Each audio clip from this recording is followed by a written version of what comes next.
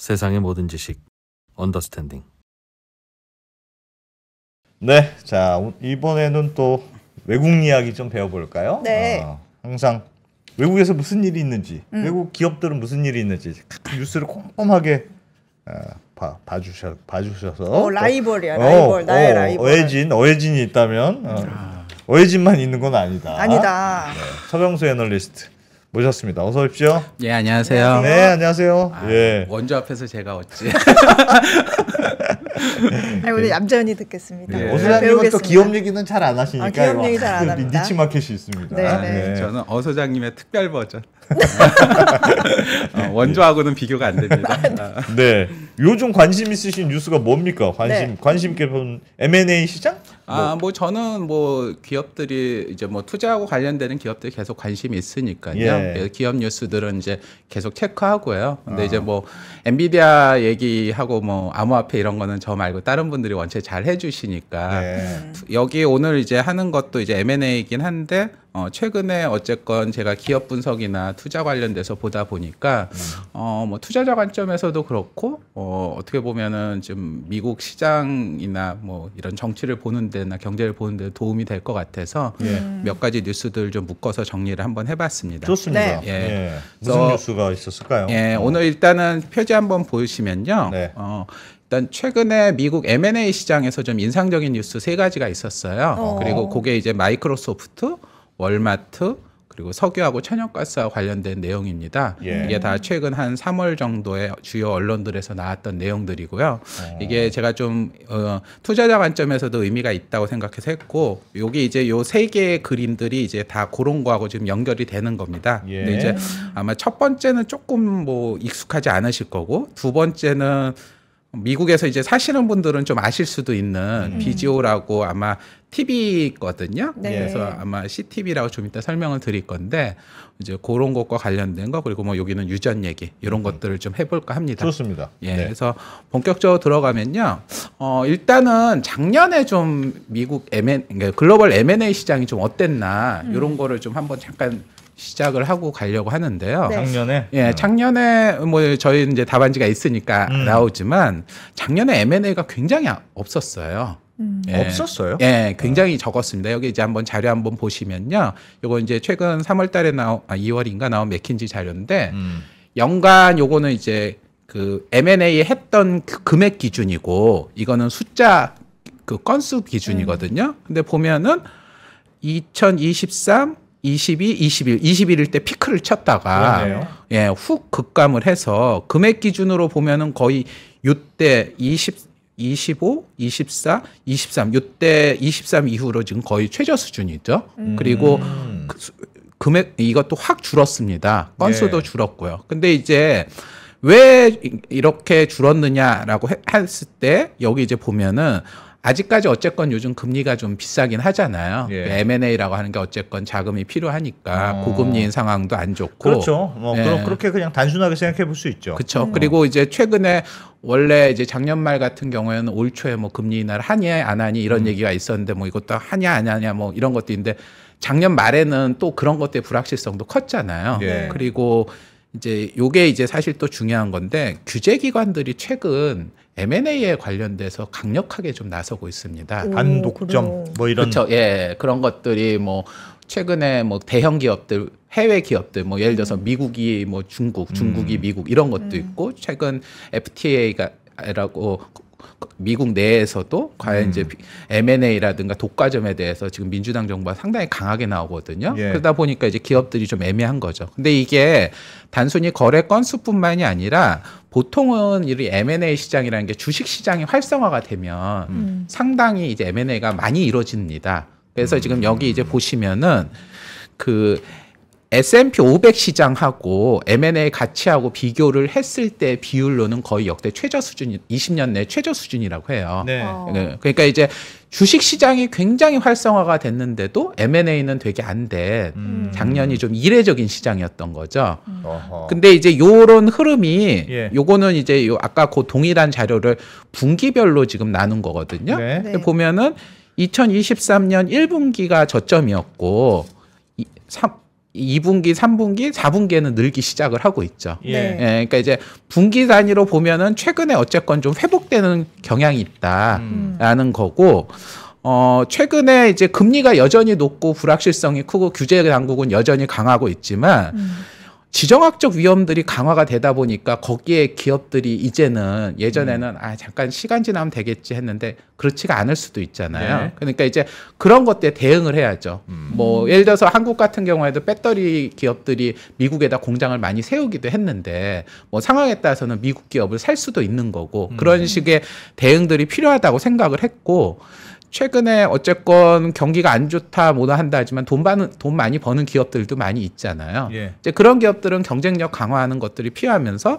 이제 저점을 확인하고 올라오고 있고 그래서 올해는 좀 M&A가 늘 걸로 봐요. 근데 이제 저희가 지금 아직 1분기가 안 지났잖아요. 근데 이제 1분기가 안 지난 올해 상황에서도 좀 의미 있는 M&A들이 3건 정도가 눈에 보여서 예. 그 내용들을 좀 오늘 한번 이렇게 사례별로 설명을 하고 나중에 네. 좀 결론을 정리하려고 예. 합니다. 이게 배경 지금 네. 요즘 참 없는데 얘네들은 왜 했을까? 예. 그런 거네요. 예. 가장 인상적인 게 이제 요번 3월 19일 날 나왔던 요 거래예요. 네. 마이크로소프트 저희 다 잘 아시고 네. AI 요즘 핫하잖아요. 네. 근데 이제 요거는 M&A는 아닌데 마이크로소프트가 AI 기업 중 하나의 인플렉션 AI라는 회사에 핵심 인력을 영입했다라는 게 지난 3월 19일 날 그 보도 자료를 통해서 나왔습니다. 근데 네. 이게 미국 지금 M&A 시장이나 독과점 규제 당국에서 지금 굉장히 핫 이슈가 돼서 지금 일주일 넘게 이게 지금 거의 주요 언론들에서 다 언급이 되고 있어요. 그래서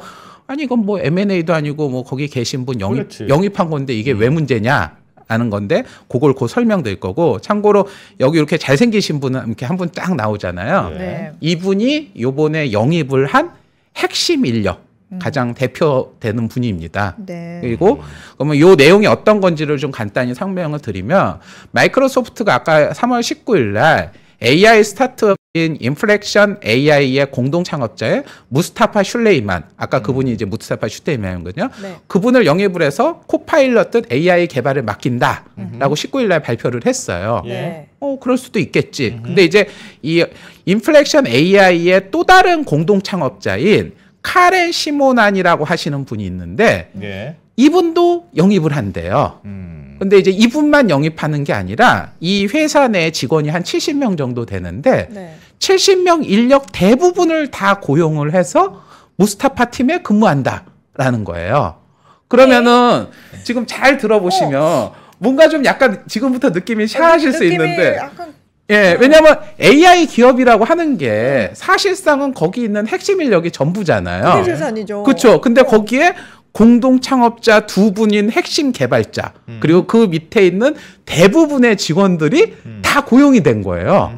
껍데기만 남기고 다 가는 거. 예, 그러면은 이게 뭔가 좀 이상하죠? 네. 그러면 일단은 그 뭐 이 인플렉션 AI가 뭐 하는 회사인가라고 해야 되는데 2022년에 설립이 됐는데 AI를 개발했고 한때는 오픈 AI의 경쟁사 중에 하나라고 얘기를 했고요. 네. 여기서 만든 챗봇 PI라고 하는 게 굉장히 능력이 좋아서 핫하고요. 지금도 사용자 수가 많고 그래서 작년에 13억 달러 펀딩을 받으면서 40억 달러 기업 가치를 받았습니다. 그러니까 굉장히 핫한 거죠. 그리고 참고로 여기에 이제 당연히 최고 개발자인 이 무스타프 슐라이만 그다음에 또 다른 개발자인 샤렌 시모난 전부 다 구글에서 딥마인드 출신이에요.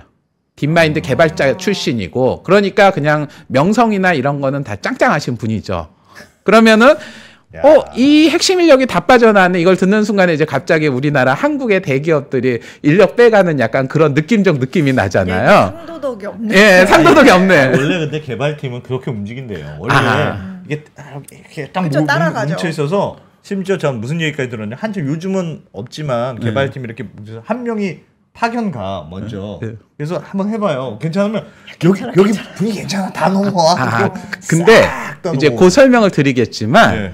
그게 미국에서는 그렇지 않습니다. 아 그래요? 예, 한국과 약간 좀 다른데. 한국은 오픈 다 AI 때도 그런 형 문제가 좀 넘어와 있었잖아요. 그럼 다 예. 넘어오는데. 근데 이제 그 조금 더 마지막 하나 설명드리면 지금 아까 제가 인플렉션 AI의 공동 창업자 두 분 얘기를 드렸잖아요. 네. 여기가 3명의 공동 창업자가 있어요. 근데 3명 중에 이제 2분 나왔고 또 다른 한 명이 리드 호프만이라는 분인데 좀 이따 사진은 나올 겁니다. 네. 근데 이분은 링크드인의 투자자예요. 그래서 링크드인이 예전에 이제 마이크로소프트에 넘어갔잖아요. 예. 그러면서 그때부터 이사를 하셔서 지금까지 이사예요. 그럼 마이크로소프트의 이사시고 이분은 당연히 공동 창업자니까 그 인플렉션 거기에 투자도 했겠죠. 그런데 이분은 과연 이 사태를 그냥 방관했을까? 라는 것도 좀 이상한 거죠. 근데 이제 요 내용을 아시려면 요 개념을 좀 아셔야 돼요. 예. 이게 이제 신조어 같은 개념인데 인수고용? 인수고용. 예, 인수고용이라고 아까 이제 말씀하셨던 한국에서는 저 팀 괜찮네. 그럼 싹 다 빼오거든요. 예? 예? 미국에서는 그런 짓을 안 합니다. 원래는? 그런 짓을 안 하고 어떻게 하냐? 쟤네가 되게 좋다 하면은 그 회사를 통으로 인수하죠. 인수를 해버립니다. 예, 예, 그러니까 그렇죠. 회사 자체를 인수를 하는 목적이 거기에 있는 인력을 가져가기 위해서 하는 거예요. 그렇게 함으로써 여기 이제 구조를 보시면 바이어가 있죠. 그러면 여기 스타트업의 핵심 인력이 있으면 여기를 인수하면은 인수하고 이 인수를 하면서 여기다 돈을 주고 여기다 돈을 줍니다. 그럼 인수 금액을 가지고 핵심 엔지니어들한테 돈을 주고 여기에 당연히 투자한 투자자들도 있고 기타 관계자도 있을 거 아니에요. 예. 이것들을 이렇게 주는 형태로 나눠주면서 이 회사를 통으로 인수하는 형태. 이게 인수고용이에요. 그리고 이게 페이스북이 지금까지 성장한 핵심 전략 중에 하나고 좀 괜찮다 싶으면 그냥 싸그리 흡수해버리는 예, 거죠. 그러니까 핵심 개발 인력들을 확보하기 위해서 회사를 사는 겁니다. 예. 이게 그래서 미국 내에서는 빅테크들이 흔했고 골드만삭스나 이런 데들도 흔했고요. 그러니까 이렇게 되면은 여기에 있는 투자자들이나 여기 있는 기업들도 엔지니어들도 보상을 받는 요런 상도덕이 있는 거죠. 그런 근데 분들도, 근데 예. 마이크로소프트는 왜 회사를 인수해야지 그쵸. 사람만 쏙 빼고 이러- 껍데기 이- 냅두고 그냥 사람만 쏙 빼온 거잖아요. 그리고 더군다나 마이크로소프트의 지금 핵심 이사진 중에 한 분이 이 회사의 주요 투자자이자 이해관계인데 이 사태를 왜 방치를 했을까? 예. 이게 지금 이슈가 되는 거죠. 네. 근데 이제 요걸 보시면 요게 아까 19일 날 발표할 때는 영입만 했다라고 했는데 22일 날 또 다른 기사가 나왔어요. 예. 요거는 이제 로이터 기사인데 로이터 기사 나오기 전에 전날 인포메이션이라는 언론이 이 거래의 흑막을 발표한 겁니다. 뭘 발표했냐? 예. 인력을 고용을 하면서 그러면 이제 인플렉션은 껍데기만 남은 회사잖아요. 예. 근데 이 회사하고 6.5억 달러짜리 라이센스 계약을 체결하면서 6.5억 달러 돈을 일시불로 지급했어요. 왜 껍데기 회사한테 왜 지급했지? 약간 이해가 잘 안 가잖아요. 이정료. 예, 그래서 그리고 이렇게 준 돈을 가지고 인플렉션 투자자들한테 다 나눠줬다는 거예요. 그럼 사실상 그래, 회사를 그거네. 인수한 거나 마찬가지예요. 예. 근데 인수를 안 했다고 굳이 마이크로소프트는 얘기를 하고 마이크로소프트는 아까 19일 날 발표를 했을 때 이 건은 인수가 아니다. 그리고 이 인수 금액에 대한 얘기도 다 비공개로 했는데 이걸 누가 이제 흘린 거예요. 그러니까 사실 돈은 돈대로 다 주고 필요한 사람은 다 데리고 왔는데 예. 굳이 인수는 아니야. 인수 아니야. 우리 절대 아니야. 예, 그리고 그냥 사람 하나 빼온 거야. 예, 그렇게만 주장을 한 거죠. 그리고 여기에 대해서는 일제 노코멘트입니다. 그리고 아까 인플렉션이라는 회사가 13억 달러 투자를 받았다고 했잖아요. 예. 네. 그때 투자자 중에 하나가 마이크로소프트하고 엔비디아예요.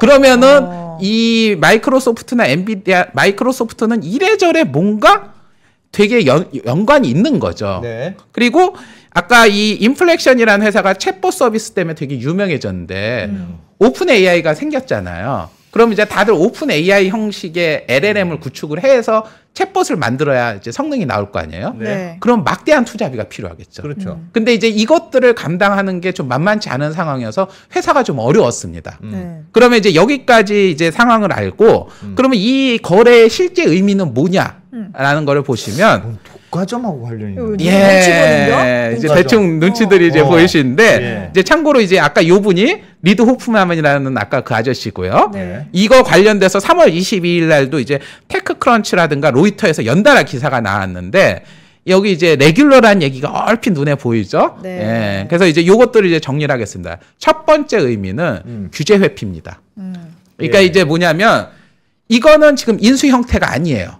그러다 보니까 빅테크의 독과점 규제를 강화하는 규제에서 벗어날 수 있는 거죠. 아하. 야. 왜냐면은 인플렉션은 껍데기만 남았지만 분명히 회사는 남아 있어요. 그렇지. 그리고 거기다가 저희가 라이센스비로 돈을 줬지만 돈도 줬어. 독점 거래도 아닌 거예요.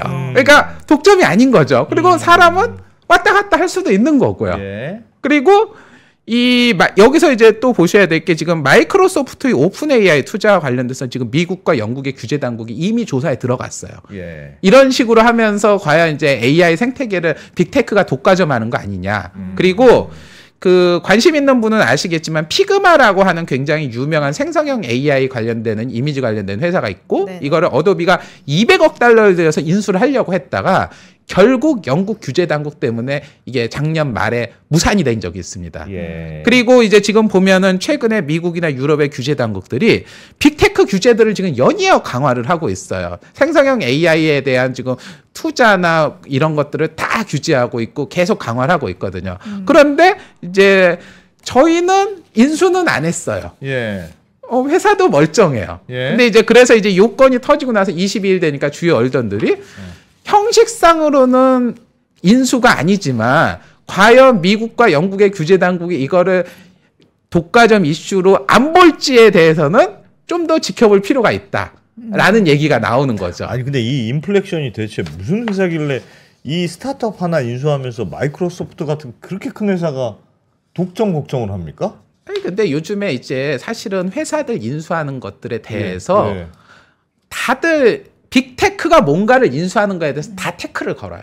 아. 지금 미국의 그러니까 왜냐하면 지금 빅테크가 너무 커졌고 예. AI도 사실상 얘네들만 하고 있고 그러니까 이제 아까 오픈 AI 같은 경우에도 처음엔 보지만 결국은 또 나중에 성공을 하게 되면 결국은 니네들이 또 한 거 아니냐 이런 얘기들이 지금 나올 수밖에 없고 지금 애플 같은 경우에도 지금 각종 독과점 이슈들이 있잖아요. 예. 네. 예, 마이크로소프트도 예전에 독과점 이슈로 해가지고 난리가 났던 경험이 있었고 예. 그러니까 이런 이미 오픈 AI 통해서 지금 조사도 들어가고 있고 그러니까 이런 상황에서 AI 경쟁은 붙어서 투자는 해야 되는데 규제 당국의 눈치를 보여서 이게 되게 힘들고 어려우니 이런 형태를 낸 거죠.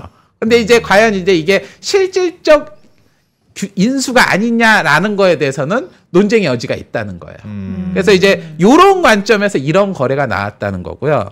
두 번째는 지금 벤처 캐피탈 업계가 지금 난리가 났어요. 예. 그래요. 이제 왜냐하면 지금 아까 돈을 줘서 보상을 받긴 했는데 네. 초기 투자자들은 투자금의 1.5배, 그 작년에 13억 달러 펀딩한 투자자는 1.1배 받았어요. 그러면은 여기는 10% 수익 났고 여기는 50% 수익 났잖아요. 예. 저희 입장에선 야 22년에 투자해서 50% 났으면 좋네 이렇게 할 수 있지만 VC는 원래 그렇게 투자하는 게 아니거든요. 여러 개 중에 하나 터지는 거고 예. 터질 때는 크게 터져야 되는데 지금 이런 식으로 가는 게 과연 이제 벤처 캐피탈 업계에서 하나의 레퍼런스나 사례가 되면 이게 과연 갈 수 있겠느냐라는 고민이 생기는 거예요. 그리고 이 회사가 지금 어려웠기 때문에 이거를 지금 상당 부분 동의했고 아까 리드 호프만도 이 거래에 동의를 했거든요. 예. 하지만 이제 앞으로 벤처 캐피탈 입장에서는 그럼 상단이 30에서 50%만 딱 막혀져 있는 상황이고 그리고 지금 이 인력들이 구글, 딥마인드 포함한 핵심 인력들인데 네. 이 인력들이 나중에 또 어떻게 될지 모르는 거잖아요. 근데 이제 이런 상황을 과연 방치할 거냐라는 것에 대한 고민들이 있는 겁니다. 그래서 이제 이것과 관련돼서 이제 저금 보상과 채용 형식을 계속 갈 거냐에 대한 고민들이 지금 각종 언론에서 나오고 있어요. 그리고 이번 건과 관련돼서 또 얘기가 나오는 게 예. 요즘 마이크로소프트하고 오픈 AI하고 관계가 껄끄름하다는 거 아세요? 그렇습니까? 그렇죠. 약간 그렇다고 합니다. 그러니까 지금 최근에 오픈 AI의 샘 알트만이 약간 독자적으로 나가는 것 같다. 예, 그러니까 뭐 중동 자금을 뭐 예, 엄청난 예. 돈을 끌고 온다 이런 얘기를 하는 것도 지금 클라우드나 모든 컴퓨팅 자원을 마이크로소프트에 의존을 하고 있는 거거든요. 근데 이제 과연 이게 계속 갈 거냐? 그리고 둘 사이에 엔지니어들 사이의 관계가 미묘하다라는 얘기들이 지금 나오고 있어요. 그러면은 이제 마이크로소프트 입장에서는 또 최근에 경영권 이슈하면서 자기 빼고 막 이런 일도 벌어졌으니까 예. 대안을 좀 찾아야 될 거 아니에요. 그래서 예, 그런데 이제 아까 말씀한 인력들이 다 딥마인드 출신의 핵심 인력이고 최근에 안 좋으니까 이 사람들을 인수는 해야겠는데 인수하면 또 문제가 되고 그냥 고용한다면은 그 사람들이 당연히 올 일도 없고 이러니까 이제 뭔가의 이런 잘 나온 거죠. 아하. 예, 그리고 지금 마이크로소프트는 사티아 나델라 취임 이후에 또 조금 나아졌다고는 하지만 예. 꼰대 회사인 거예요. 그냥 엔지니어들 입장에서. 그러니까 그냥 채용에 안 가. 내가 거길 왜 가? 나 같은 능력자가. 그러니까 요런 인력들을 문화를 유지하기 위해서 별도의 회사를 만들어야 되는데 회사를 인수하는 건 애매하니까 독립팀을 만들고 그 팀에서 다들 니들 하던 애들 다 오고 이런 형태가 되는 거죠. 야, 예. 머리 많이 쓴 그거다. 예, 그러니까 이게 지금 M&A와 관련돼서 지금 IT 업계나 빅테크들이 얼마나 고민하고 있으면 이런 이슈가 되는 우리나라는 거죠. 근데 그냥 인력 인지 빼가는 걸로 대부분 합니다. 예, 근데 웬만하면 회사 안 사고 그냥 쟤만 빼오면 되는데 뭐 그렇죠. 근데 이제 여기서는 알 수 없는 거고 특히 이제 이게 아까 말한 대로 벤처 캐피탈이라든가 VC라든가 이 투자 생태계 입장에서 보면은 사람만 빼가면은 껍데기만 남는 거잖아요. 그럼 이제 얘네들이 소송을 걸 수도 있는 거고 그렇죠. 그리고 이런 것들에 대해서 만약에 이슈나 문제가 되면 빅테크들은 당연히 또 여론적인 문제도 안 좋잖아요. 그러니까 이것들을 보상하는 형태와 정부의 규제 당국과 이런 것들이 지금 막 겹친 거죠. 그러니까 지금 M&A를 통해서 빅테크들이 그동안 인수합병을 적극적으로 하다 못했는데 그럼에도 지금 빅테크들은 M&A를 해야 되는 상황이 된 거예요. 왠지 경쟁이 심해지니까. 그러니까 이번 이 건이 지금 IT 업계에서 지금 지난 19일부터 주요 언론들이 다 핫 이슈입니다. 미국에서는 예. 야 얘네들 진짜 신기한 짓을 했네. 우리는 회사를 안 사고 사람만 그리고 빼왔네. 우리는 이러고 있는 회사를 거네. 산 게 아니라 사람을 사온 거. 그렇죠. 근데 이제 그게 과연 맞아? 이제 아까도 말씀드렸지만 안 대표님도 설명 다 듣기 전에 저거 인수 아니야? 이런 얘기 하셨잖아요. 그러면 워싱턴에서 인수 아니야? 왜냐면은 이제 사실은 영미법은 아시겠지만 법 체계가 딱 규정이나 이렇게 한 게 아니라 어떤 판례라든가 이런 걸 가기 때문에 과연 규제 당국이 이거를 과연 방치할 거냐? 그렇다고 이거를 그대로 다 하면은 그러면 뭐 이직하는 거나 이런 거는 다 막히는 거야? 뭐 이런 얘기들이 나오면 선이 뭐야? 이게 되게 애매하잖아요. 그러니까 이게 지금 M&A 업계에서는 핫하다는데 이런 거를 행할 만큼 지금 빅테크들은 이 M&A를 이제 더 이상 미룰 수 없는 경쟁 강도로 왔다는 거죠. 얘네는 그래도 적당히 싸그리 다 데리고 오면 어떡합니까? 그래도 좀 적당히 데리고 아니 와야. 근데 무스타파 그분이 아니, 다 안 그러려면 오면은 안 안 한다고 했겠죠, 당연히. 훌륭한 예, 모습이네. 그러니까 거기는 인력이 핵심인 겁니다. 걔들이 여차하면 딴 데 갈 수 있는데요. 그리고 보통 이렇게 리더급을 데려오면 아래에서 다 따라갑니다. 다 따라가서. 네.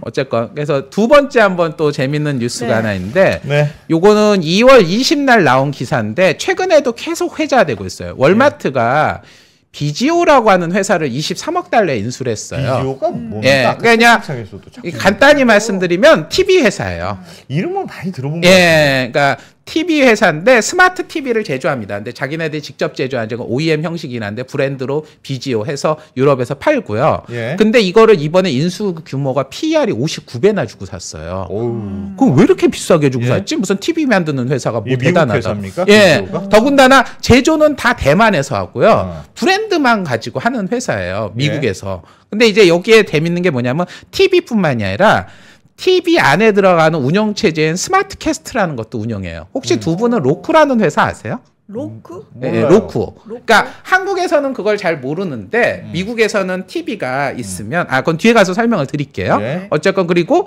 얘네가 고마진 광고 사업을 강화하고 아마존하고 싸운다. 뭐 이런 얘기도 했어요. 이게 뭔 소리야? TV 회사 뭔 소리야? 인수하는데 이해가 잘 안 가시죠? 네. 예. 근데 이제 뒤에 보시면 일단 비지오라는 회사를 보면 2002년에 설립된 TV 회사고요. 미국 네. TV 시장 점유율이 최근 테크 크런치 자료 기준으로 10.4%, 한 예. 10에서 11%, 4위 정도 하고요. 대만 업체한테 위탁 생산하고 브랜드는 자기 이름 답니다. 알겠습니다. 예, 근데 이제 월마트도 최근에 자체 PB 상품, PB TV를 냈어요. 예. ONN이라고. 여기가 지금 점유율 13.7%. 죄송합니다. 이거 2위입니다. 1위가 삼성전자예요. 그렇겠죠. 예. 그리고 비지오하고 협업 관계입니다. 근데 이제 여기서 아실 게 CTV 혹은 커넥티드 TV라는 걸 아셔야 되는데 네. 미국에서는 TV가 스마트 TV가 굉장히 대중화되어 있습니다. 예. TV가 그 인터넷하고 연결이 돼요. 예. 그래서 이제 저희 원래 텔레비전 보면은 케이블 TV를 통해서 채널을 보잖아요. 예. 근데 케이블 TV 없이 거기 이렇게 하면은 거기 스마트 TV에 채널들이 이렇게 다 그렇습니다. 있는 거예요. 맞아, 예. 맞아. 맞아. 바로 인터넷만 연결하면 바로 예. 보면 여기서 넷플릭스도 그쵸. 바로 들어가고 예. 유튜브도 바로 들어가고 그리고 그렇게 돼 채널들이 있죠. 되게 여러 개가 채널도 있어요. 바로 볼 수 있고. 그 채널을 운영하는 OS 같은 게 거기 맞아요. TV에 내장이 돼 있는 경우가 맞아요, 있어요. 맞아요. 그리고 그걸로 대표적인 회사가 로쿠라는 회사고 여기 점유율이 50%고 이게 로쿠라는 회사는 OS만 OS도 하고 TV는 딴 데서 이렇게 가져와서 쓰기도 하고 하는데 이 비지오라는 회사는 자기가 TV도 만들면서 TV 안에 그 OS도 자기 거를 깔아요. 예. 그러면 이제 그걸 깔게 되면 텔레비전 딱 켰을 때 여기 광고가 딱 맞춤형으로 나오잖아요. 그러면 이제 이 사람이 무슨 TV 무슨 채널을 하는지 거기에 다 데이터가 왔다 갔다 하거든요. 거기에 맞춘 타겟팅 광고를 하는 겁니다. 비지오 자체가 케이블 채널이네요. 그렇죠. 알겠어. 그래서 지금 미국에서는 케이블 TV를 끊어버리는 커팅한다. 컷하는 그런 것들이 굉장히 늘고 있고 그래서 여기 보시면 지금 TV 광고 시장이 성장할 턱이 없잖아요. 예. 근데 이 CTV와 관련되는 TV 광고 시장은 작년 3분기에 2년 전보다 47%나 성장을 했어요. 그리고 케이블 TV 시장은 지금 빠른 속도로 축소하고 있고요. 예. 그러니까 우리가 인터넷에서 유튜브 보는 거 말고 TV로 편하게 보기 위해서 해야 되는데 그거를 딱 켰을 때 그게 다 나오고 채널도 다 나오는 근데 이제 거기에 맞아요. 얘네는 TV뿐만이 아니라 그런 것까지 한다. 그리고 지금 로쿠나 아마존 TV가 이제 그런 케이스거든요. 예. 근데 이제 비지오, 삼성, LG 같은 데는 TV도 만들고 운영체계도 하고 같이 한다는 겁니다. 맞아요. 여기에 광고 서비스도 운영해요. 예. 또 무슨 케이블 TV처럼 일단 키면은 뭐가 계속 돌아가. 그쵸? 뭐 예. 옛날 사극 뭐 이런 게 계속 예. 나오고 그렇죠. 중간중간에 광고도 자기 예. 방송국처럼 받고. 맞죠, 그렇습니다. 그럼 그러니까 이게 타겟팅 광고가 되니까 크다는 거예요. 예. 그러면 알겠어요. 이제 여기서 이제 보실 게 예. 비지오라는 회사가 TV 하드웨어 판매도 팔고 당연히 그 플랫폼을 하게 되면 거기 광고를 내야 될 거 아니에요. 예. 사업이 두 개 부문은 아닌데 작년 실적 매출을 보면은 503 100만 달러입니다. 예. 그중에 장치 매출 TV 판매한 게 328, 플랫폼 플러스가 174인데 매출 총이익 기준으로 보면 여긴 적자예요. 근데 여기서 흑자를 내서 이걸 이익을 내는 겁니다. 플랫폼에서. 예, 그러니까 쉽게 말해서 TV는 그냥 주는 갖다 거예요. 팔고. 예, 약간 프린터 판매. 그런 느낌으로 하는 거죠. 싸게 기기 팔고 잉크로 돈 벌고. 예. 그리고 비지오 지금 플랫폼 매출로 보면 매출 성장률이 28%. 미국 내에서 지금 현재 2,300만 TV가 사용을 하고 있습니다. 예. 그러니까 이게 굉장히 크죠. 그리고 이 OS를 그동안은 자기 TV에만 했는데 작년부터는 이제 타사 TV에도 넣겠는데 제휴하겠다 이런 얘기를 했어요. 그러면 이제 이번 인수권에 대해서 어떤 거냐 알았을 때 지금 아까 그렇지. 2월 달인데 지금 올해 3월에 나온 기사들 주요 월스트리트 파이낸셜 타임즈 이거는 지금 3월 20일 기사고 뭐 이런데 이게 지금 보면 데이터. 그치. 데이터다라는 겁니다. 그래서 그러면 아니 웬 데이터라고 데이터? 보시면 자 아까 보여줬잖아요. 저기. 예, 스마트 TV의 그 ACR 데이터는 소비자의 시청 패턴을 정확하게 추적할 수 있기 때문에 지금 이미 많은 광고 회사들이 비지오 데이터들을 의존하고 있어요. 더군다나 이게 지금 월마트도 그런 커넥트라는 걸 하거든요. 예. 이게 뭐냐면은 월마트 고객하고 거기에 입주한 고객들하고 온라인으로 연결시켜주고 하면서 이 플랫폼에서 돈을 받고 있는데 비지오를 지금 이게를 인수한 다음에 지금 비지오를 통해서 광고 회사들이 여기서 데이터를 많이 쌓았어요. 네. 특히 이제 여기 보시면 최근에 21년에 구글하고 애플이 이제 광고주 타겟팅 광고 데이터 수집하는 거 다 막아버렸잖아요. 네. 그래서 타겟팅 광고를 지금 수집하는 게 굉장히 인터넷상으로 어려워지고 있어요. 그러니까 지금 메타가 지금 VR 기기 하는 것도 자체 이걸로 하겠다는 건데 지금 여기 비지오 같은 경우는 미국의 2,300만 가구로부터 시청 패턴에 대한 실시간 데이터들을 지금 다 뽑고 있고 그래서 예. 이거를 수많은 광고 회사들이 지금 돈 주고 사면서 이 패턴들을 했는데 이걸 이제 월마트가 가지고 난 다음에 이거 비공개하는 거 아니야? 지들 하는 데만 쓰는 거 아니야? 이거 필요하면 자기네 온라인 여기에서 월마트 커넥트로 하는 데만 제공하는 거 아니야? 이런 얘기들이 지금 나오고 있는 거죠. 근데 월마트는 저 데이터가 왜 필요한 거야? 그러니까 내가 어떤 상품을 어떤 식으로 타겟팅 해야 되는지 마케팅용 데이터가 필요하다. 제가 설명을 드릴게 아마존 프라임이 있어요. 네. 예. 아마존 프라임이 전체 아까 앞에서 잠깐 보여드렸는데 아마존 전체 매출의 15%가 아마존 광고 매출입니다.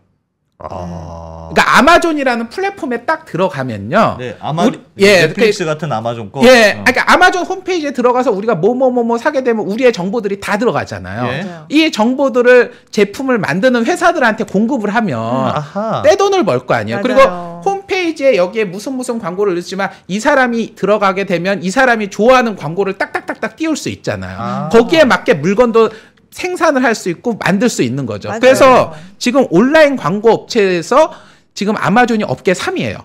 구글 메타 다음으로 세 번째가 아마존이에요. 그리고 아마존의 매출이 전체 매출의 15%가 광고 매출인데 광고 매출은 마진이 얼마나 될까요? 거의 60, 70% 이상의 마진이죠. 그렇죠. 그러니까 월마트도 당연히 온라인 홈페이지를 운영하고 광고를 하는데 그게 아까 말한 월마트 커넥트라는 거예요. 근데 이거보다 더 확실한 데이터, 비지오 2,300만 고객들한테 실시간 시청 패턴이나 이게 다 나오면 이 사람이 맨날 무슨 여행 TV나 여행 프로 보고 있으면 거기 여행 광고 갖다 집어 넣으면 될 거 아니에요. 맞아요. 데이터라는 게 결국에는 물건을 팔 수 있는 가능성을 높이는 이게 재료라서. 그쵸. 네. 그 핵심인 재료를 거죠. 확보한다는 거는 네. 일단은 남들보다 재료가 더 많으면 더 많은 당연하죠. 요리를 할 수 있는 거잖아요. 그러니까 지금 여기 이제 지금 달려 보시면요. 지금 월마트가 현재 예. 광고 매출이 월마트 홈페이지에서 하는 매출이 1%밖에 안 돼요. 전체 매출에. 근데 영업이익은 이미 7.5%예요. 어허. 작년 기준으로. OPM 60%입니다. OPM이 뭡니까? 영업이익률이요. 영업이익. 매출액 대비 영업이익률. 영업이익률이 60%예요. 그러니까 당연히 매출 나오면 거의 60% 이상이 다 남는다는 거예요. 네. 근데 여기에 지금 2,300만 TV의 실시간 데이터를 쓰는 비지오 데이터를 확보를 하게 되면 그러면은 이제 이걸 가지고 월마트 커넥트해서 돈 쓰는 사람도 늘어날 테고 TV 상품의 경쟁력도 올라갈 테고 등등등등 되는 거죠. 그러니까 유통의 지금 핵심이 무엇이냐? 데이터라고 하는 것들이 명확해지고 이것 때문에 이 월마트가 59배라는 굉장히 비싸 보이는 가격에 이 회사를 사버린 거죠. 말씀하신 것처럼 아까처럼 그거를 독단적으로만 데이터를 가지고 자기가 쓴다 해버리면 이제 나머지 경쟁 업체들은 떨어지게 못 마련이 쓰니까? 되니까. 지금 실제로 수많은 광고 회사들이요. 비지오의 데이터를 의존을 많이 한다고 합니다. 왜냐하면 잘 생각을 해보시죠. 구글 메타 데이터 이제 잘 안 주죠. 네. 로쿠 자기네들끼리만 해먹죠. 아마존 프라임도 자기들한테 사가라고 하죠. 그러니까 삼성한테 사면 돼요. 삼성이 1등이잖아요. 삼성 스마트 삼성이 TV가. TV는 그런데 어. OS는 그렇지가 않아요. 그러니까 지금 OS 시장에서는 비지오보다 떨어지는 걸로 보고 오히려. 있어요. 예. 그러니까 이게 지금 좀 이슈가 되는 TV는 거죠.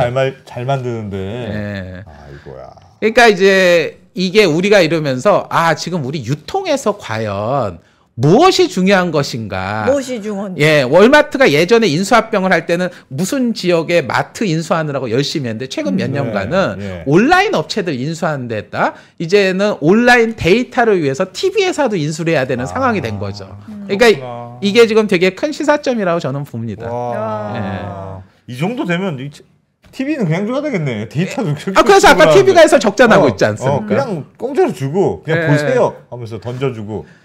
이제 세 번째로 이제 시간이 많이 됐으니까 마지막 네. 인사인데 작년에 M&A가 되게 적었다고 말씀드렸잖아요. 네. 근데 이례적으로 M&A가 엄청 많았던 분야가 한 군데 있습니다. 어디요? 그게 이제 여기 이제 보시면 3월 19일 날 미국 에너지 정보청 자료인데 석유 천연가스 회사들의 M&A는 거의 역대 최고 수준이에요. 단순 M&A 요 금액만 놓고 보면은 지난 21년 이후 최고 수준이고 예. 자산 매입까지 포함한 수준을 빼면 이때를 빼고 거의 최고 수준이죠.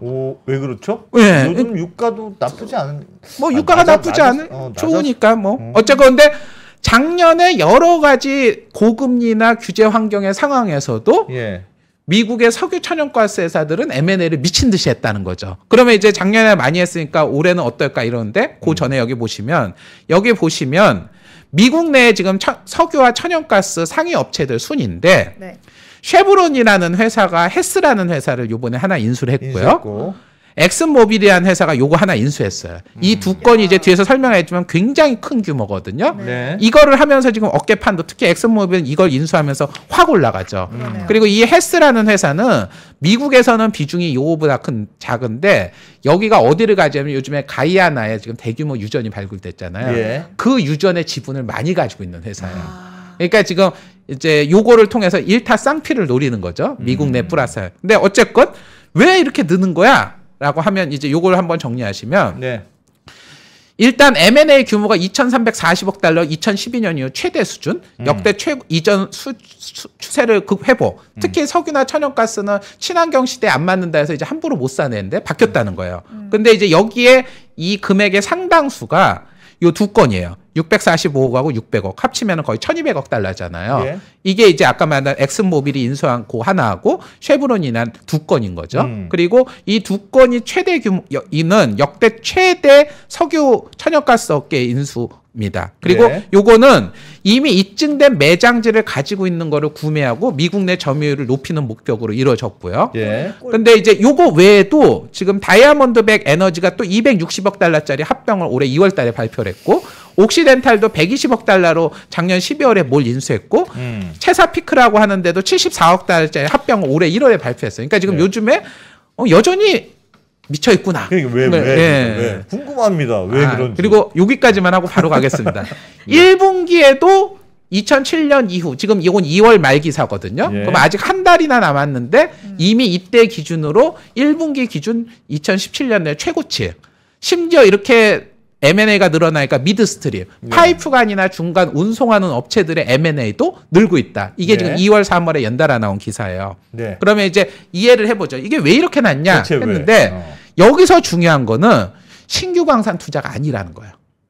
이미 잘 하고 있는 수익성 높은 자산의 인수합병 위주로 투자가 이루어졌다라는 게 핵심입니다. 왜? 그러니까 왜 그렇죠? 예, 그러니까 이게 여기서 이게 나오죠. 이게 어떤 전문가의 말을 제가 그대로 한 건데 유가가 상승하더라도 새로운 매장량을 테스트하고 개발하는 것보다 검증된 매장량을 구입하는 게 더 효과적이라고 지금 얘기를 하고 있어요. 새로운 매장은 새로운 거를 개발하는 개발하는데 것보다 돈이 많이 든다는 뜻입니까? 뭐 그렇죠. 예전보다? 예. 빠른 생산 규모 확대가 가능하겠네요. 뭐 그렇기도 하고요. 근데 여기 이제 보시면 파는 매도자 입장에서는 최근에 새로운 탐사를 위해서 자금을 조달하기가 어려운 거예요. 네. 고금리에다 여러 가지 어렵고 그리고 최근에 비용이 급증하고 있어요. 인건비 증가하고 있죠. 그쵸. 각종 비용들이 급증하다 보니까 점점 예전 같지 않은 거예요. 미국의 민주당 정권 내에서 뭐, 예. 석유 개발을 충분히 그냥 허가를 잘해주진 않는다. 뭐 그것도 그렇고 저희 지금 사실 아파트 같은 경우에도 공사비 급등하고 있잖아요. 예. 전 세계적으로 인건비나 각종 공사비가 급등하는 건 일반적인 현실입니다.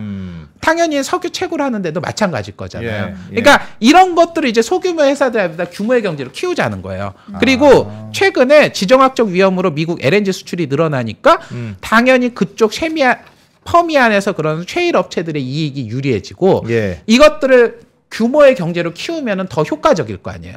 그리고 각종 비용이나 위험, 채굴 탐사의 비용들이 늘어나니까 대기업들은 탐사보다 비싸더라도 사서 가자. 예. 이런 기태들이 된 거죠. 그래서 제가 이제 얘기하니까 결론, 오늘 예. 이제 한 것도 이제 결론. 정리를 드리면 예. 지금 되게 불확실하고 힘들다고 하는데 미국 기업들은 다시 M&A를 확대하면서 경쟁력을 강화하고 있다. 이미 작년 하반기부터 1분기 올해 1분기도 안 됐는데 그리고 두 번째 그러네. 빅테크 기업들은 규제 위험이 상당히 커졌다. 예. 그래서 인수합병의 제약이 있는데 그럼에도 핵심 인력을 충원하기 위해서 지금 굉장히 노력하고 있다. 그리고 세 번째는 유통사업이 지금 데이터 확보가 핵심이고 데이터 확보를 하지 못하는 후진적 유통기업한테는 미래가 없다라는 거를 월마트가 명확하게 보여주고 있다. 예. 그리고 아까 석유화학 쪽은 인수합병으로 규모를 키우고 있고 그에 따라서 당연히 투자자 입장에서 피인수 기업의 가치는 M&A 가치가 붙으니까 유리하겠죠. 그리고 에너지 개발에 대한 어려움이 커져가고 있고 그래서 에너지를 확보하는 게 중요해지고 있다.